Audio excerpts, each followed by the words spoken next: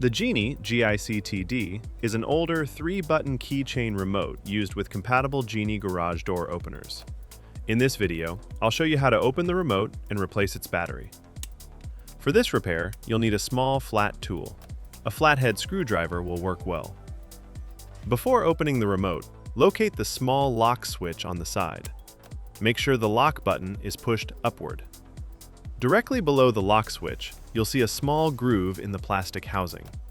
Insert your flat tool into this groove, then carefully twist it until the remote begins separating into two halves.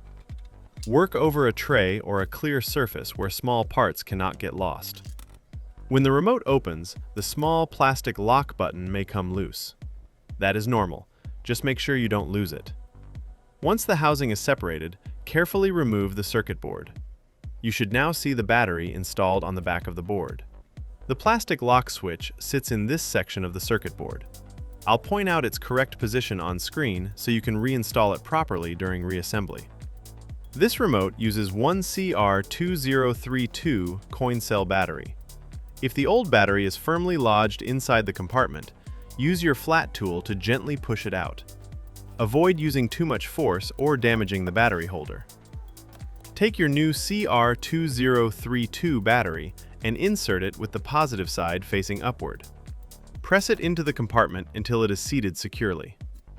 Next, place the small plastic lock switch button back into its correct position on the circuit board. Take the rear section of the plastic housing and place the circuit board into it first. Carefully turn the assembly over while making sure the lock button remains properly aligned with the opening on the side. Now position the front housing, the section with the 3 rubber buttons, over the circuit board. Gently squeeze both halves together until the housing clicks. Do not force it. Finally, test the lock switch on the side and press all 3 remote buttons to make sure they move and respond correctly.